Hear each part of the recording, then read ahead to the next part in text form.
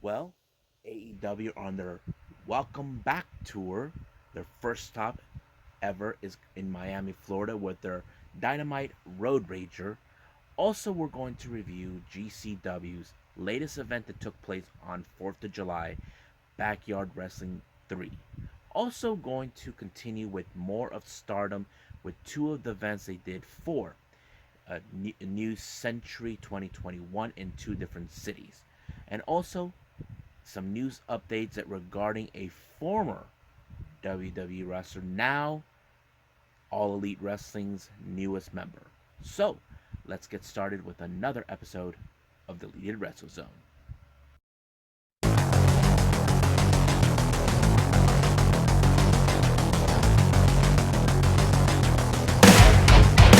Are you ready? Get up, get up! Get up, get up! Get up, get up! Get up, get up! Get up, get up! Get up, get up!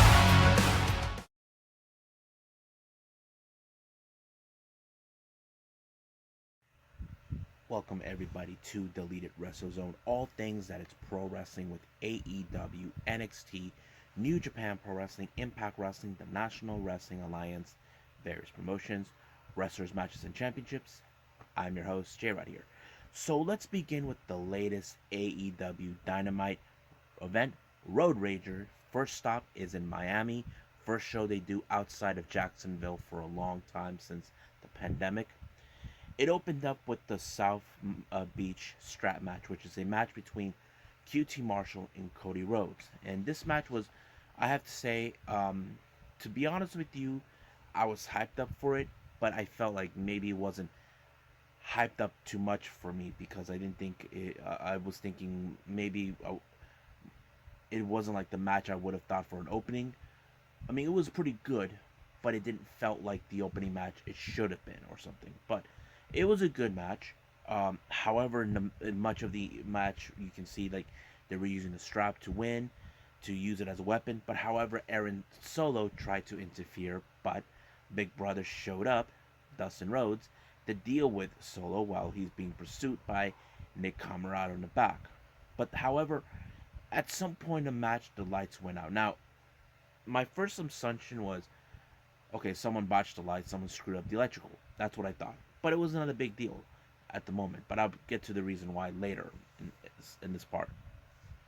So basically, Cody won by an amazing um, way to tap all four corners, allowing himself to win. However, I feel like the match didn't give me the opening that I felt it should have been. But it was a pretty good match. I'm not gonna lie.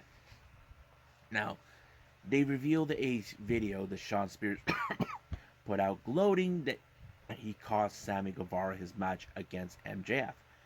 However, this feud between him and Sammy is far, far from over. Now, in the latest interview by Shivani, he brought down Kenny Omega, and of course, alongside with him is the Weasel, Don Callis. Now, I know many people are trying to say, is this has something to do with what happened last week with Dark Order saying that there's only one man who can challenge Kenny Omega for the AEW World Title. Now that's what really happened. Now Evil has some good intentions, like they're trying to tell him to Hangman, you have this. Win or lose, we'll have your back no matter what.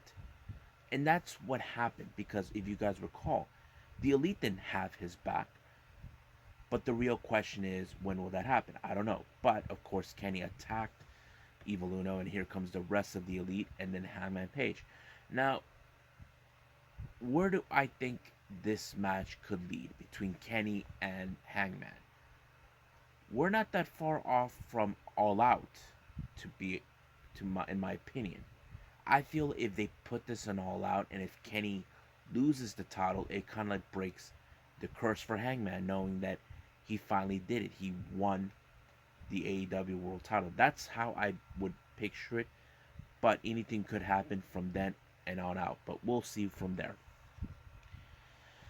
Now, the next interview was done by JR.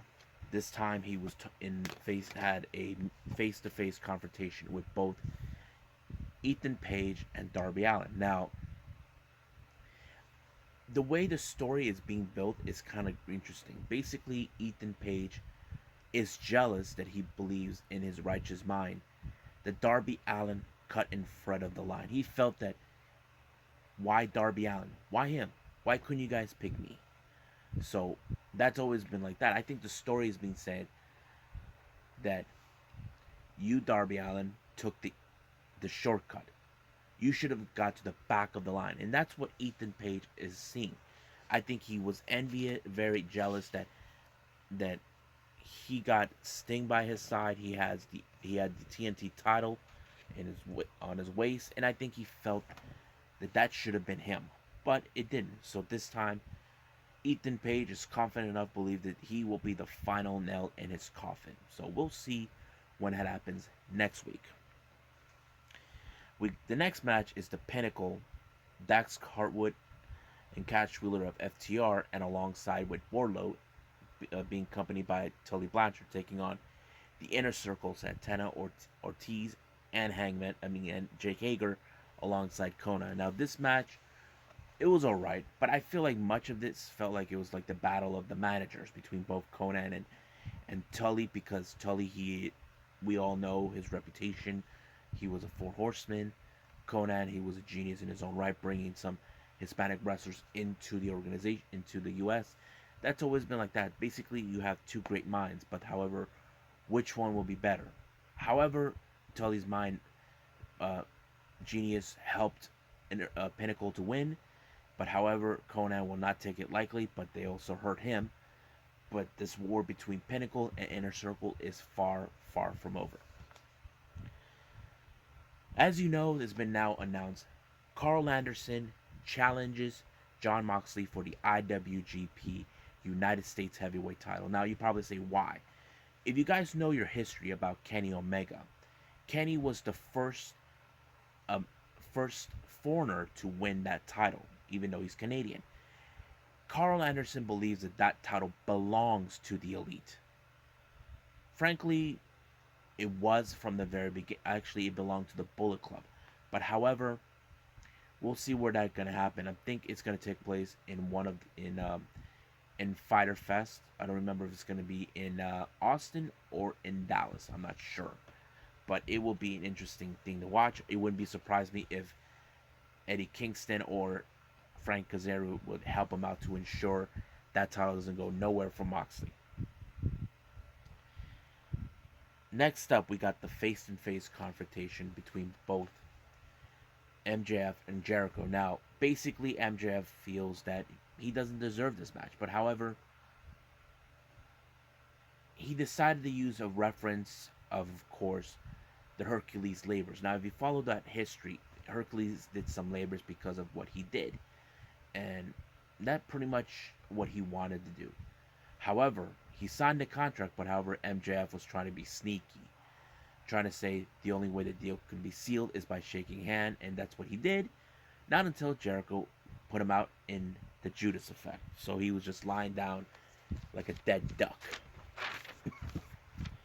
Now, this next interview, Shivani actually interviewed Britt Baker due to the fact that we don't know how her condition is, knowing that she's been put through a table by Nyla Rose. Now, once again, Britt Baker called her the conspirator because that's what she called her when Britt Baker got hurt. And apparently this time she believes that title will not. But she also blamed Tony Khan for allowing this match to take place, because Vicky Guerrero did Tony Khan a favor, basically bringing Andrade. So basically she thinks that Tony should not have let this happen, but Vicky did him a favor, and that's how it worked. But Britt Baker is confident enough to believe that Nyla Rose will not walk out with the title. It will remain in her waist from then on. Next up, again this time we got Matt Sydal taking on the in-ring debut of Andrade. I have to say, he came out dressed up as Roman Sionis of the Black Mass from DC. I have to say, it was a great look for him using that, and I think he is ready to become a bigger star because I know many fans were upset that he did not get the bigger push that he deserved. But I have to say, this was a good starter, and I have to say, his performance will be recognized in AEW. He did pretty good, I have to say, but I know he'll be in much bigger matches down the line. But he did win the match. But however, the match ended when he decided to send a message to everyone in the locker room not to mess with him. Now the next interview we got is Arn Anderson.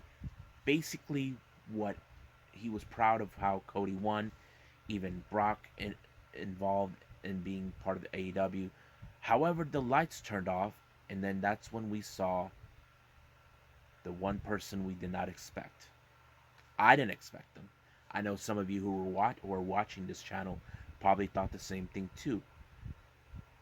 It's Malakai Black, formerly known as Aleister Black, formerly known as Tommy End. It was surprising, and then when he did the black mass onto Arn Anderson, and then Cody comes out, and then he did the black mass on him, and I think he's trying to put him over. I think my Angle from Destination Pro Wrestling believes that Cody needs to stop letting people go over him, but he needs to have recognizable feuds. That's what I believe he wants to do. I mean, what's wrong with that? But a lot of fans talked about Malakai being in AEW this sooner.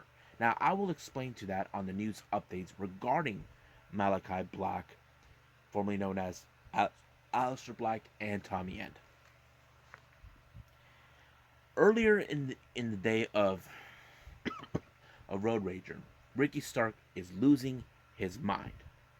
He goes to the ring, brings his security. Taz tries to confront him. Basically, this feud between him and Brian Cage is taking it too far. He even insulted Cage's wife, and of course Cage was not going to take that lightly. So he comes out and he runs like a coward, but he beats up the security guard. Next up, we got the mixed tag team match. The Bunny and the Blade taking on Chris Statlander and, of course, freshly squeezed Orange Cassidy. It was a good, fun match. But I think the best moment was when, how do I say, the Blade used the brass knuckles and punched Orange Cassidy. He did not see what Chris Statlander did. While Aubrey Edwards saw that Cassidy was lying down like a dead duck, Chris Statlander tapped what's his name? The Blade didn't even saw that coming. When he put his foot down to ensure that he gets the pin, Aubrey Edwards told him that he was already tagged out. And the confusion was he didn't see it. However, Chris Statlander's smart thinking was able to help her win the match. I have to say that was a pretty good moment to see Chris Statlander used her head this time. While Blade didn't see, she took over and put the Bunny in the Big Bang Theory, allowing herself to win the match for herself and for Orange Cassidy. Now, they even introduced American Top Team, which is one of the most top teams in MMA in Florida. I have to say, Dan Lambert did a pretty good promo insulting AEW and AEW fans until he got attacked by the Murder Hawk Lance Archer, and then he put him in the blackout. So serves him right. Never insult AEW. Even if Lance Archer heard that, he wouldn't take that lightly. Now the main event is for the AEW World Tag Team titles in a street fight between Eddie Kingston and Penta taking on the Bucks. This match there were a lot of places going on, a lot of moving spots, like the interference from Michael Nakazawa, and of course Brandon Cutler, and then we see Kazarian putting out Cutler and then the Good Brothers. The match was pretty good, but however, some good match parts were when Nick Jackson did a 450 splash on Rick Knox to ensure that the match would not end, and then the second referee was taken out, but somehow the Bucks were able to retain the titles. But however, who will be the team to knock them out? Well, we'll see when we get in that line. So, I think it's time to jump in with the news updates regarding Malakai Black, formerly known as Aleister Black, and Tommy End.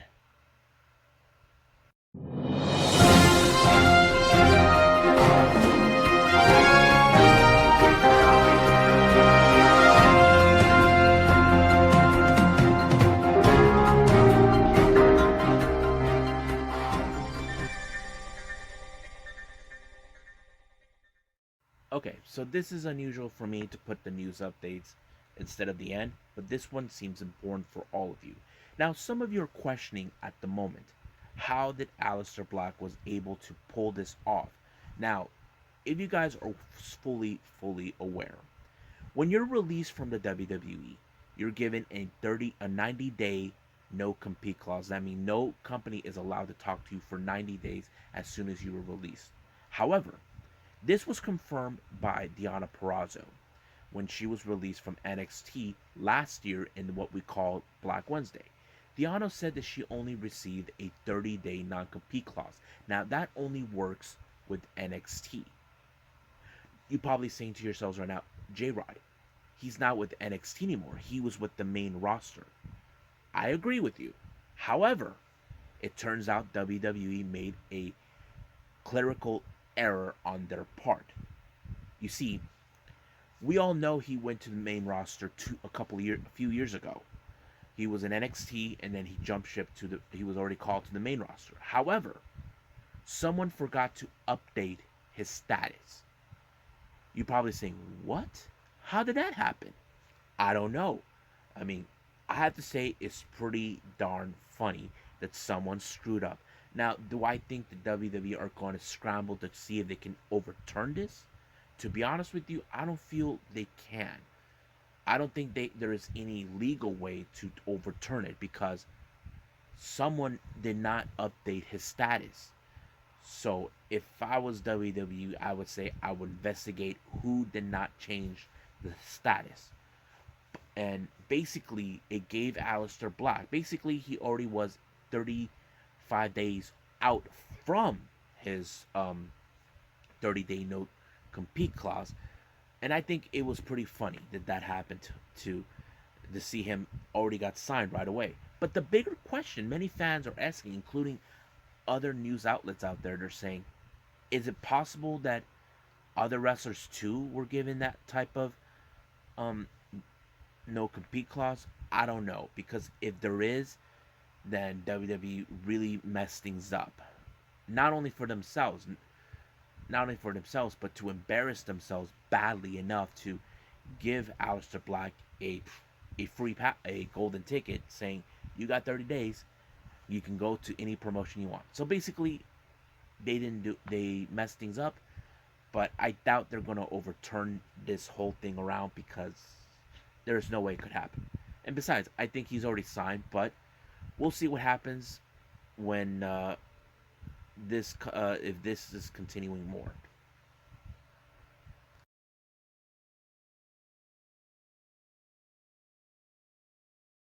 Okay, so we're continuing on with more reviews.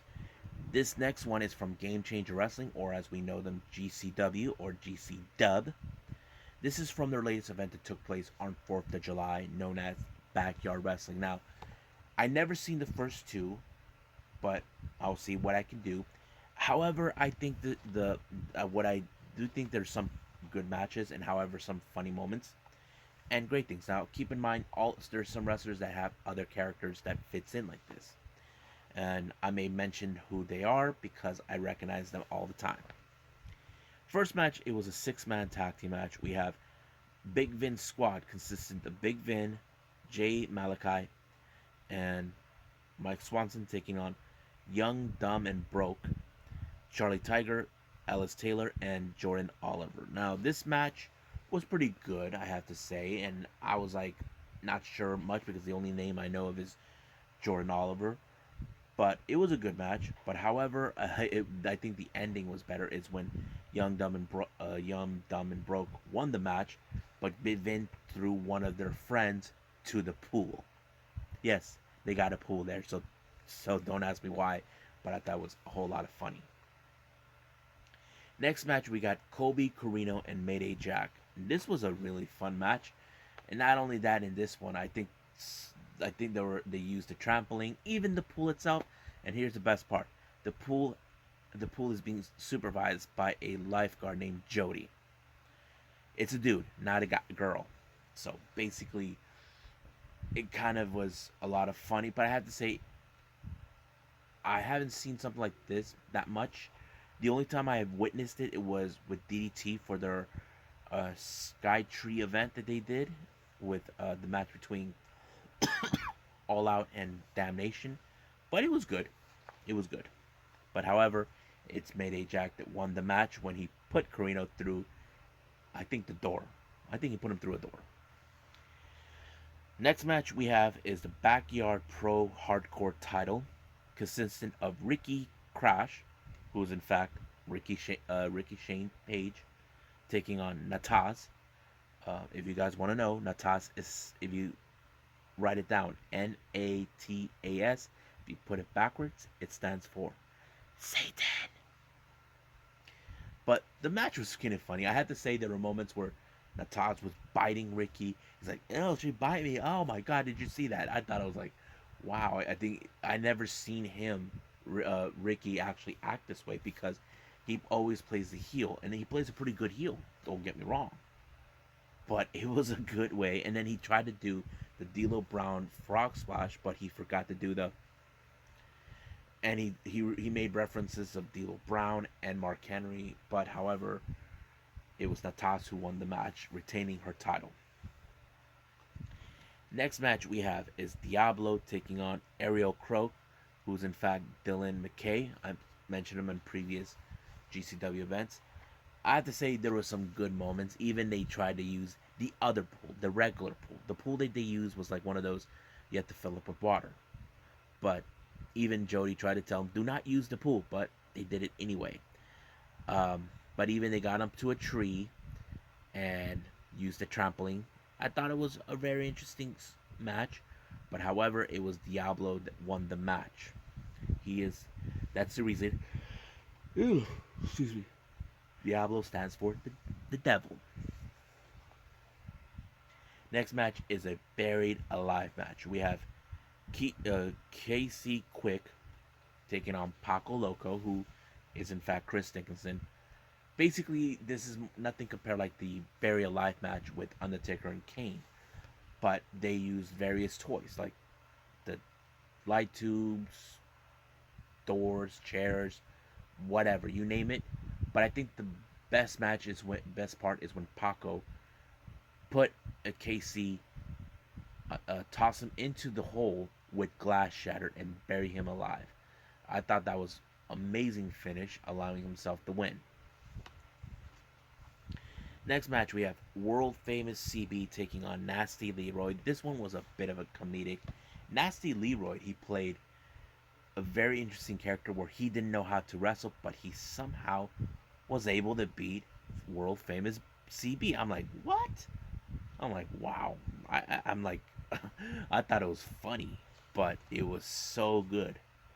I don't think, excuse me, that CB actually thought of that, but it happened. I don't know why, but it's so funny. Next up, we got an 8-man series of survivals match. We have 4th of July.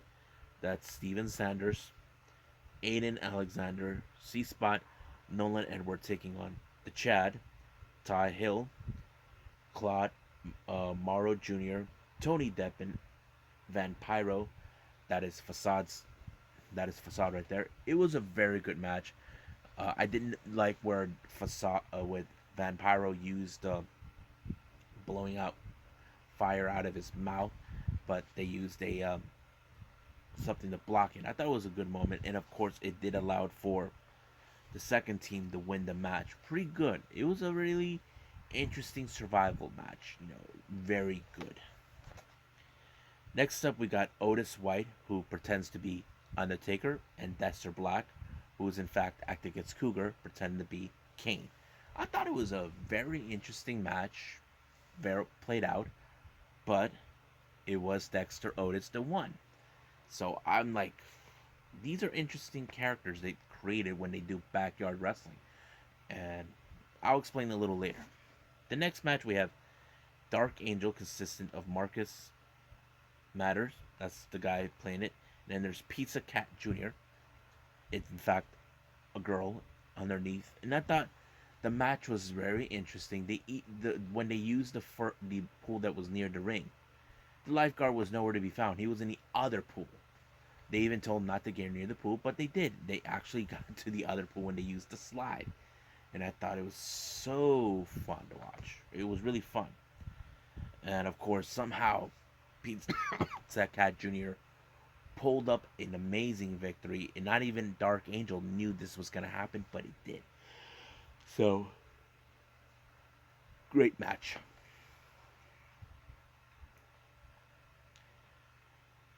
The final match, we have JJ Escobar and Anamon. I thought this was a very good, it had a good opening where they're using the fireworks, similar to what we saw with Sammy Guevara and what's his name, what kind of things that Matt Hardy did with the matches that he took on the compound that we see with the fireworks they're shooting at them. And I thought it was a pretty good match with that.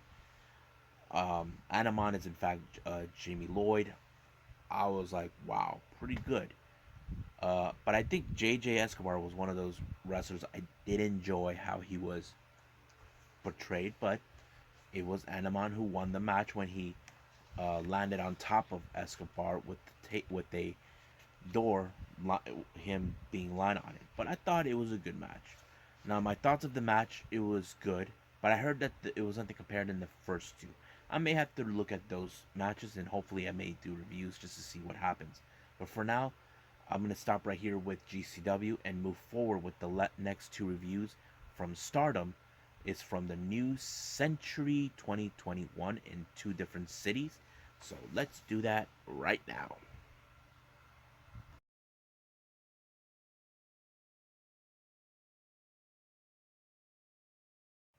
Alrighty, so we got Stardom right here. This is for the new Century 2021 in Yamagata. This took place on the 20th of March. This is their first time being in this venue. Good thing. There's a lot of good things you guys should know. That's wherever they go in Japan. The first match, it's Lady C taking on Starlight Kid. Now, Lady C is still haven't won her first match, but she has developed grownly over time. Starlight Kid, we all know she's a fantastic wrestler, one of the most popular wrestlers in Stardom. Have you guys ever seen that documentary, The Wrestlers, Japan's Finest? They talk about her, how she was more popular than Azumi when they first started out, and it kind of explains it that way. But as you can guess, Starlight Kid won her match really easily that way, and of course she put Lady C in tough positions, even for Lady C, who was a bit more taller than her. Even she used her power, but she was no match for Starlight Kid's speed and win her match in that way. Next up, we got Queen's Quest, Azumi and Momo Watanabe taking on stars Saida and Mayu Iwatani. I've always been amazed with Momo Watanabe, who's one of the most favorite wrestlers that people talk about, even when she took over as leader of Queen's Quest after Io Shirai left. But there was a lot of good parts of this match, including Saida, who is one of the most toughest individuals. Even well, should I say, she was the future of Stardom champion, but she's no longer. I'll explain later at some other point when I catch up with every event. But however, it was Azumi that picked up the victory for her team. She is one of the most toughest competitors ever. She's been with Stardom since she was 14, and of course, she continues to impress all of us. Next match, we have Donna Demondo, Maika, and Suri taking on Queen's Quest, Saya Kimatani, and Utani Hayashida. what an amazing match. It was very like everything you could expect. I was like, wow, every move they try to pull, every counter, every tag in and tag out is amazing. But however, the match ended in a time limit draw, which is, you know, no one had the best of each other. But it wouldn't surprise me that we could see this type of match again with these two teams, but you may never know. Next up, we got Oda Tai's Konomi and B. Priestley taking on Donna Demondo, Micah, and Julia. Now, this was an unorthodox between them. You see, apparently, Julia is teaming up with Suri to take on Micah and Himika, who are the current, you know, goddesses of tag. So basically, you already have Micah and Suri teamed up, but who knows how they will coexist. But however, Konomi and B. Priestley are amongst the only two wrestlers that don't need help from Oda Tai to help them cheat. They are two of the strongest character wrestlers, but that's how it always been played out for everyone. But it was B. Priestley who won the match for her team, and it was pretty much amazingly how it worked out. But however, she is gonna face Utami for the red belt, the World of Stardom title, and that's gonna be for later on when I catch up with other events from them. And for the main event, we got Oda Tai, Ruka, Saki Kashima, and Atsuko Tora taking on the current Artists of Stardom champions, Cosmic Angels, Unagi Sayaka, Mina Shirakawa, and Tam Nakano. I have to say, I don't know if I told you guys this, I'm a big fan of the Cosmic Angels. Reason is, I love the story, what they did when they first started out. And I'll do a discussion about them later on once I catch up with everything, or I'll do that sooner. It all depends how it plays out for me. But for now, I have to say the match was pretty good. Even no matter how much of their tactics that Oda Tai tried to do with the Cosmic Angels, they did not let them win them. And not to mention, if they would have pinned them, they would have got an opportunity for the Artists of Stardom titles. But luckily, it did not happen. All thanks to Tam Nakano for putting Saki Kashima in the Tiger Suplex, and 1, 2, 3, it's over. And of course, the post match, because Cosmic Angels were the victors, they were now the ones who closed the show, and they said that being in Yamagata was very delicious for them to be there because it's a new place, a new area they've never been, and hopefully they would ever return there again. So we'll see down the line. So let's do the next Stardom event.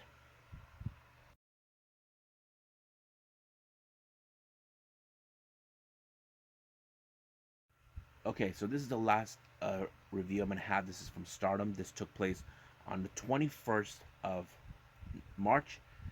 Ironically, this was the day after the earthquake. Now, those who remember, I did mention back in March during a New Japan show in Sendai, there was an earthquake. Coincidentally, Stardom were there too. Their event was not on that very day, it was the day after. So it was kind of strange that they were there. But luckily, no one was hurt, everybody was fine. But the show had to continue, and let's do that right now. First match, we have Konomi taking on Mina Shirakawa. Now, this was a very interesting match because if you guys know this, I said I'm a big fan of the Cosmic Angels. I follow Mina Shirakawa, you know, because I have noticed she is training in jiu-jitsu and a bit of the MMA style. This is something that it's like in Konomi's wheelhouse. I have noticed that.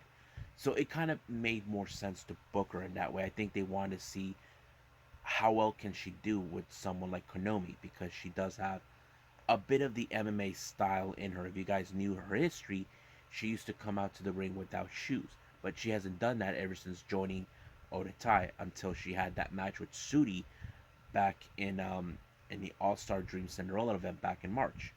So it was a pretty good match, but I feel like Konomi had the much bigger edge because she, of course, is, like I said, one of the two who doesn't need to cheat because she is that tough. And of course she put Mina Shirakawa in a submission and forced her to tap out. Next match, we got Queen's Quest, Saya Kamitani and Azumi taking on Lady C and Himeka. This is the first time these two team up, Lady C and Himeka, which was unusual. Now, Himeka would have been teamed up with Natsupoi, but she wasn't there. But I want to point out certain things that I need to tell you guys. As you know, I'm a little behind on the Stardom events. Uh, it's been recently caught my attention for months. Lady C has been teaming up mostly with members of DDM. Now, I did mention in the past that Lady C is the only wrestler that they have in Stardom that was not affiliated with any of the factions. However, there were talk they were planning to may have her be with Queen's Quest or Cosmic Angels, but it looks like they may have a different idea that we may see her join DDM. So we're not sure yet, but I have to say it played out pretty well. And of course, the best moment is in the opening their pre-match is when they did the little interview that Himeka called herself with with Lady C the Sky Tree, and she called it so lame. I mean, it does sound lame, but you could have called it the Sky Towers. I don't know, but but it did show Lady C can be tough, even though she's taller. But however, she couldn't match up to the speed of Azumi and the talent of Saya Kamitani, but it did allow Queen's Quest to win the match. Basically, they had this right in their back, and it did help for them to win the match. Next up, we got Oda Tai, Saki Kashima, and B Priestley taking on the Cosmic Angels, Unagi and Tam Nakano. This is more of them confronting them, even though this time is a tag team instead of a trios match. Um, it played pretty well, but of course they continue on with their cheating tactics. But nothing did stop the Cosmic Angels in any way possible. But once again, Tam Nakano put Saki Kajima in the Tiger Suplex, and 1, 2, 3, it is over, baby.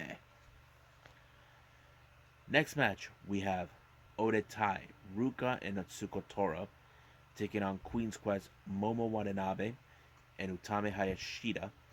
This match was pretty good, but however, it ended in a disqualification due to the interference of B Priestley, due to the fact B is going to face Utami for the red belt, the World of Stardom Championship, and of course, this feud began to escalate just a little bit.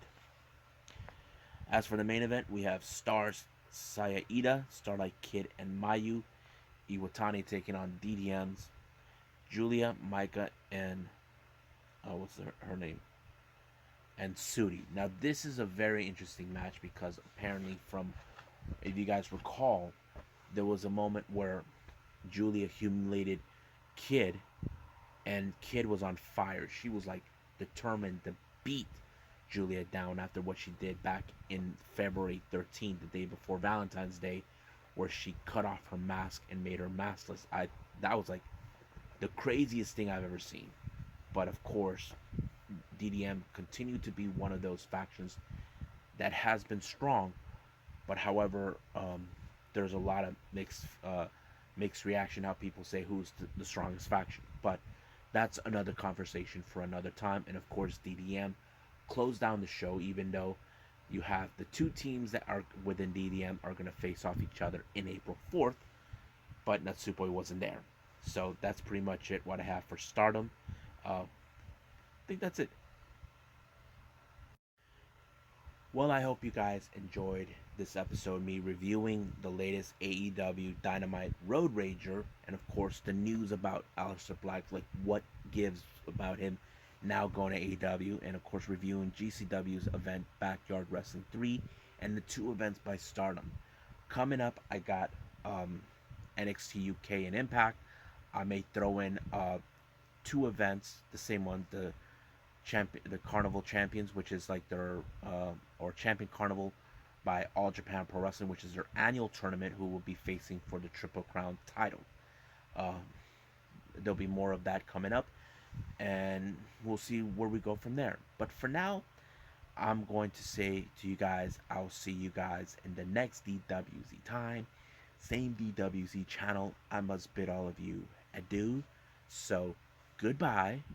Mwah, and have a nice day. Bang.